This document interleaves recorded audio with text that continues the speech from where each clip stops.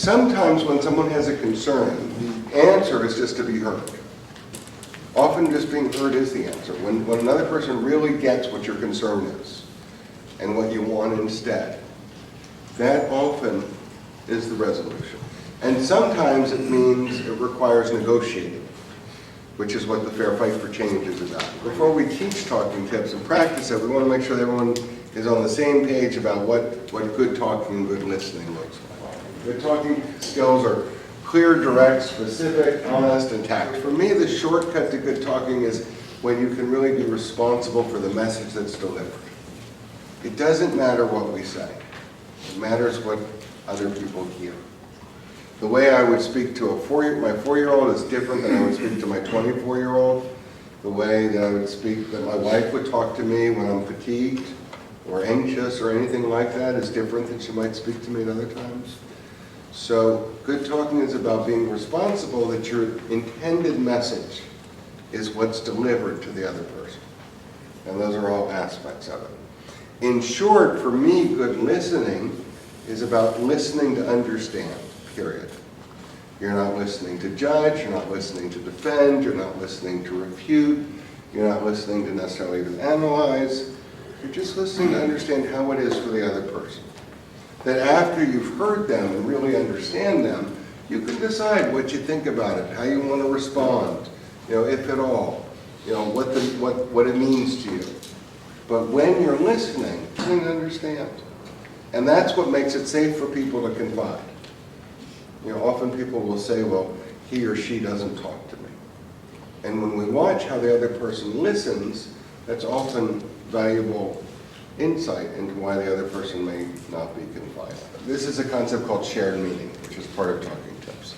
And it really is about getting used to checking out if what the other person's hearing is what you're saying.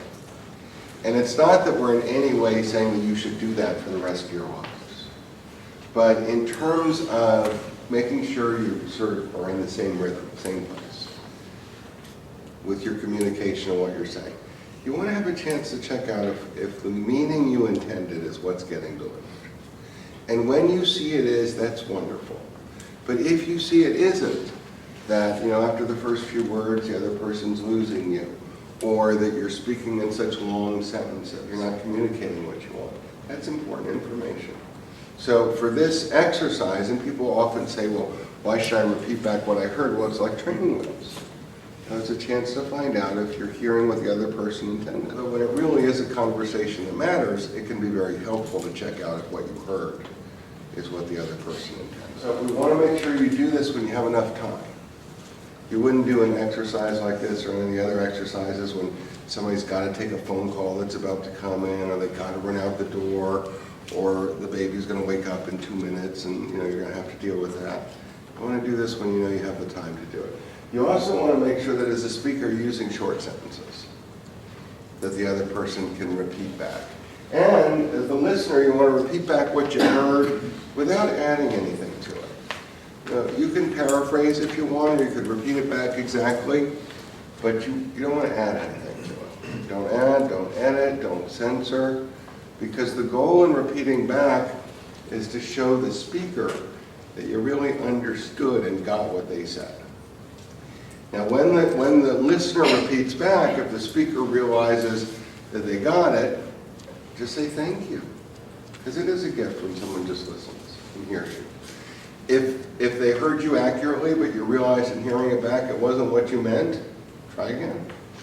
And if they didn't get it accurately, try again too. You also want to be aware of nonverbals, that the most powerful communication is not verbal. It's what we do with our facial expressions, our body language, our eyes, our necks, or all kinds of things.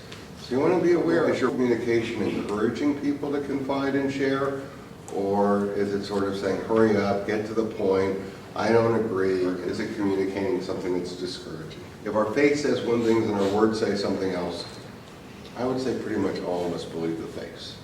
We want to be sure that we're validating, that we're thanking the person both for speaking and we're thanking the person for listening. Let's practice talking tips. One of you is going to come up with some issues that you have a concern about or a complaint about. It doesn't have to be anything big. It should be real. Something you have a concern or complaint about.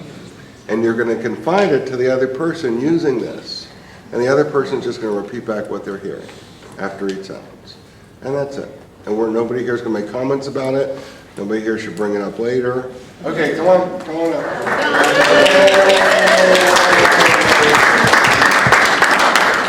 So you want to take hands. So come up with a behavior that you can focus on and just say, I notice, and tell them what you noticed. You check with him first to make sure it's okay that you bring this up in front of us. No, I told him he could be the speaker.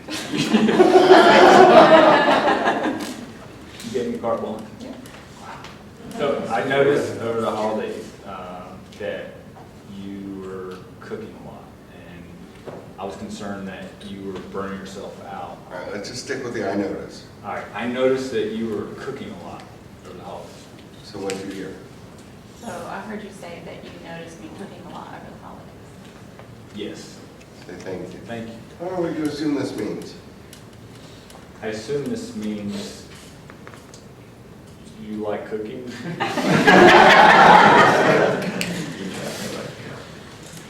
So I hear you say that you think I like cooking. Yes, thank you. I don't know what you think about that. About her cooking a lot over the holidays. I don't want to jump too far. I think your cooking is awesome. Yeah. What do you think about her cooking a lot?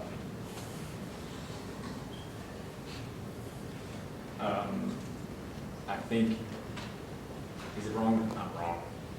I think you may have cooked too much. What'd you hear? I heard you say you think I did too much. Yes, Thank you. thank you. Tell me what you're frustrated by around this. What's there for you that's connected to being frustrated around her being so involved in cooking for the holidays? I'm only frustrated by the amount of cooking if it took away from your holiday experience.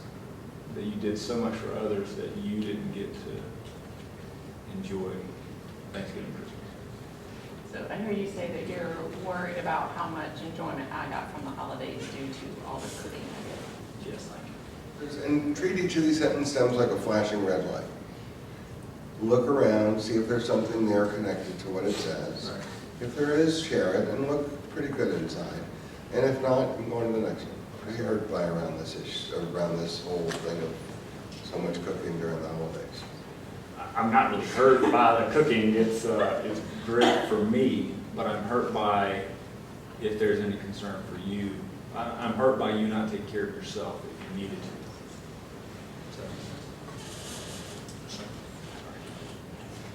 So I hear you say that you're just worried, again, about my enjoyment over the holidays because of doing too much for others.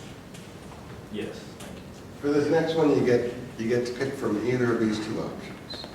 Either I worry about, or what this reminds me of from my past is. Because sometimes the things that are issues for us today are because of what it's connected to in our past, maybe with other people, maybe with the same people. And sometimes it's because of something you're worried about. So pick whichever one you want. Well, I worry about it because, and from my past, so I'm picking both. I worry about it for you, and the reason I worry about it is because I've seen it, and you know how many women I was raised by, aunts and cousins and mom and grandmother, that I don't want you burning out and resenting any of that stuff, or any of us because of or the people that you cook for.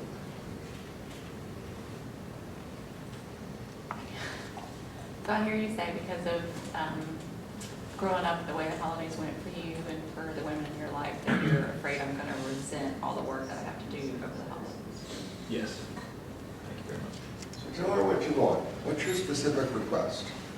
So, I want you to be happy. If cooking makes you happy, cook. If cooking a little bit and then order a McDonald's makes you happy, then let's have McDonald's. I hear you say you want me to be happy, whether that means cooking for everybody or ordering out. Yes. Thank you. What are some of the things you really appreciate about her?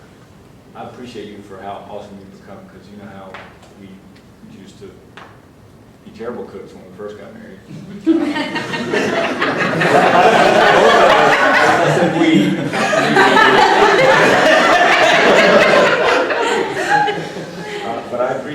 for how awesome a cook you are, and that you cook healthy food for me and the boys, and you love us through that. I hear you say that you feel love through meals and food for you and our children. Yes. I said you're an awesome cook too. And I hear you say that I'm an awesome cook. Yeah. All right, what do you realize about all this? I realize this may be more of a problem that I'm having than one of you.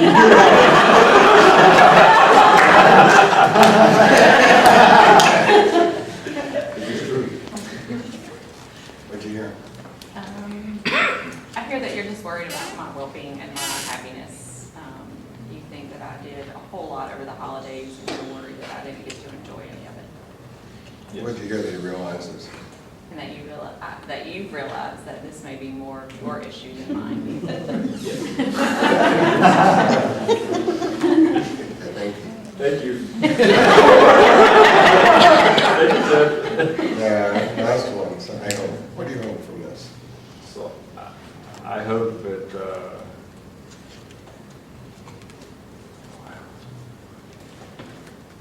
I hope whatever you decide, whether you want to cook or not cook, and whether it's in a house that we're renting or a house that we own, that you find fulfillment and happiness, and I'm thankful to be a part of that, whatever that looks